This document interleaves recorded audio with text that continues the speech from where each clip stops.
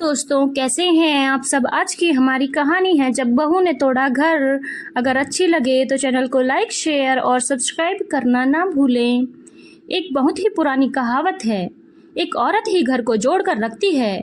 पर क्या हो जब एक औरत ही अपने घर को तोड़ने में लगी हो। ऐसी ही कहानी है मीना की। मीना का पति मयंक हर महीने खर्चा अपनी पत्नी को न देकर अपनी माँ को सारे पैसे दे दिया करता था। बस यही बात मीना को बिल्कुल भी पसंद नहीं थी। ऐसे ही एक रात जब मयंक घर आता है तो मीना अपने पति पर भड़कते हुए कहती है, मयंक जी, मैं कह रही हूँ अगर यह घर बर्बाद हुआ ना तो सिर्फ आपकी माँ की वजह से होगा। आप मेरी बात माने या ना माने, लेकिन माँ जी फिजूल खर्ची बहुत करती हैं और आप होके सारे पैसे माँ जी को पकड़ा देते हैं। अरे पतिदेव, कुछ तो पैसे मेरे हाथ में दे देंगे तो कुछ हो जाएगा क्या। मयंक बोला, क्या मीना, कैसी बात कर रही हो तुम। माँ ने मुझे पाल पोस कर बड़ा किया है, तब तो माँ ने इस घर को बर्बाद करने की नहीं सोची, और अब तुम यह कह रही हो कि माँ इस घर को बर्बाद कर देगी। हद होती है। तभी मीना तमतमाते हुए हाथ को नचाते हुए बोली, वो इसलिए पतिदेव क्योंकि उस टाइम ससुर जी कमाने वाले थे, लेकिन अब तो ससुर जी स्वर्गवासी हो गए हैं और कमाने वाले इकलौते आप हैं, इसीलिए वह आपकी कमाई पानी की तरह बहाती हैं। मीना, मुझे अपनी माँ के बारे में एक शब्द भी नहीं सुनना। बस अब चुप करो, समझी तुम। इतना बोलकर मयंक वहाँ से चला जाता है, लेकिन मीना को मयंक की बातें बहुत बुरी लग जाती हैं। मयंक जी, आपको बड़ा अपनी माँ के ऊपर प्यार आता है ना, और सारे पैसे आप अपनी माँ को ही दे देते हैं। देखना एक दिन ऐसा आएगा जब आप इस घर की मालकिन मुझे बनाएंगे और घर के सारे पैसे मुझे दे देंगे। मीना भी गुस्से में अब अपने काम में लग जाती है। समय यूं ही गुजरता है और एक दिन मयंक अपने घर से ही ऑफिस का काम कर रहा होता है। तभी मीना उसके पास आती है और उसका हाथ पकड़कर उसे हॉल में ले जाती है। मीना, तुम क्या कर रही हो। इस तरह मेरा हाथ पकड़कर मुझे हॉल में क्यों लेकर जा रही हो। मीना, तुम्हें पता है ना मैं ऑफिस का कितना इम्पोर्टेंट काम कर रहा हूँ। मीना बोली, मयंक जी, मैं आपको कुछ दिखाने के लिए लाई हूँ। चुपचाप वो देखो जो मैं आपको दिखाना चाह रही हूँ। मैं अभी माँ के पास से आ रही हूँ और तुम यहाँ दूर से खड़े होकर देखते रहना माँ जी क्या करती हैं। तुम्हें तो मेरी बात पर विश्वास नहीं होता ना। आज मैं दूध का दूध और पानी का पानी कर दूंगी। मीना की बात सुनकर मयंक चुप हो जाता है। मीना अपनी सास के पास जाकर बैठ जाती है।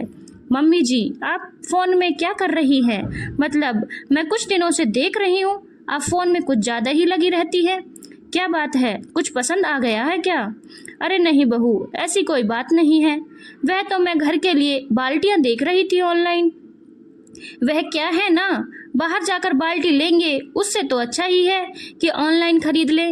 वैसे भी हमारा इंडिया डिजिटल हो रहा है और अब मुझे बिना मार्केट जाकर सामान लेना अच्छा नहीं लगता, तो सोचती हूँ फ़ोन से ही सामान ऑर्डर कर दिया करूँ। अरे वाह, ये तो बहुत अच्छी बात है। वैसे आप क्या ऑर्डर कर रही हैं। जानकी जी बोली, अरे अभी बताया तो बेटा, बाल्टी देख कितनी सुंदर लग रही है। यह बाल्टी मैं सोच रही हूँ इस बाल्टी को मंगवा लूँ।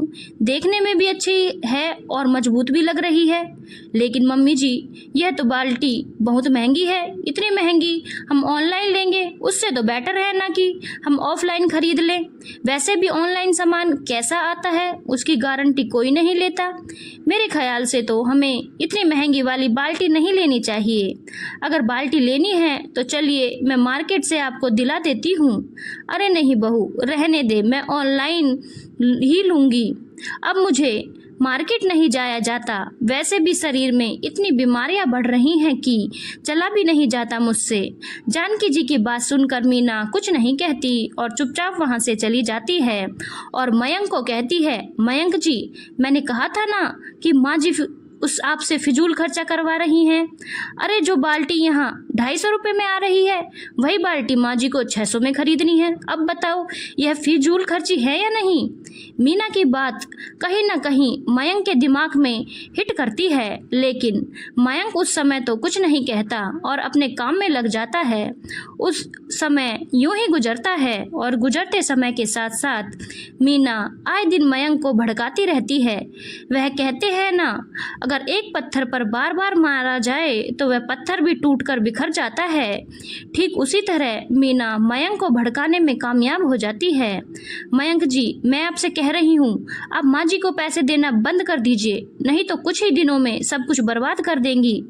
अरे तो क्या करूं मीना, तुम बताओ, आखिर मैं ऐसा क्या करूं जिससे माँ की फिजूल खर्ची बंद हो जाए? माँ जी को पैसे देना बंद कर दीजिए, 1 महीने मुझे देकर देखिए पैसे। अगर 1 महीने के अंदर मैंने बजट सही नहीं कर दिया तो आप कहना। मीना की बात सुनकर मयंक उस पर भरोसा करता है और सारी सैलरी मीना को दे देता है और अपनी माँ के पास जाकर कहता है, माँ इस बार थोड़ा हाथ टाइट चल रहा है और आपकी फिजूल खर्ची देखकर मैंने इस बार पैसे मीना को दे दिए। अगर आपको कुछ भी चाहिए तो आप मीना से कहकर ले लीजिएगा, वो आपको दे दिया करेगी। हाँ बेटा, कोई बात नहीं, मुझे कोई प्रॉब्लम नहीं है। अगर बहू के हाथ में घर की जिम्मेदारी जा रही है तो यह तो बहुत अच्छी बात है। वैसे भी आगे चलकर इस घर को बहू को ही देखना है। अच्छी बात है ना कि बहू अभी से अपनी जिम्मेदारियां समझ लेगी। जानकी जी को बुरा तो लगता है, लेकिन वह अपने बेटे को जरा भी महसूस नहीं होने देती कि उसे बुरा लग रहा है। अब इसी तरह से दिन गुजरते हैं और गुजरते समय के साथ मीना घर में अपनी चलाने लगती है। ऐसे ही एक दिन जानकी जी अपनी बहू के पास जाती हैं और उससे पैसे मांगती है। बहू, मुझे कुछ पैसे चाहिए। वो क्या है ना, कमर में बहुत दर्द रहने लगा है तो सोच रही हूँ एक हीट बैग ले आऊँ, उससे कमर के दर्द में थोड़ा आराम तो रहेगा। अरे माँ जी, हीट बैग की क्या ज़रूरत है? अगर आपकी कमर में दर्द है तो गर्म पानी की बोतल रख लो ना कमर के नीचे, क्योंकि हीट बैग तो बहुत महंगा आता है, इसीलिए मैं इतना पैसा अफोर्ड नहीं कर सकती। मीना की बात सुनकर जानकी जी चुप हो जाती हैं और वहाँ से चली जाती हैं। ऐसे ही कुछ दिन बाद एक बार फिर जानकी जी अपनी बहू के पास आती है। बहू, मेरी दवाइयाँ ख़त्म हो गई हैं, ज़रा दवाइयाँ लेने चलना, मेरे पास पैसे नहीं हैं डॉक्टर को देने के लिए, इसीलिए तुझे ले जा रही हूँ साथ। डॉक्टर की फीस तू भरती हो। मीना तपाक से बोली, अरे माँ जी, क्या दवाई की क्या ज़रूरत है? आपको तो ऐसे ही फिट हो गई हैं और वैसे भी आप ना आपका शुगर कंट्रोल में है, इसीलिए अब आप दवाइयाँ नहीं खाएंगी। आपकी दवाइयाँ मैं कम करूँगी, क्योंकि ज़्यादा दवाई खाने से ना इंसान ज़्यादा बीमार पड़ता है। अरे लेकिन बहू, अरे माँ जी, मैं कह रही हूँ ना, आप बिल्कुल ठीक हैं, आपकी देखभाल मैं करूँगी। एक बार फिर जानकी जी अपनी बहू मीना की बात सुनकर चुप हो जाती हैं।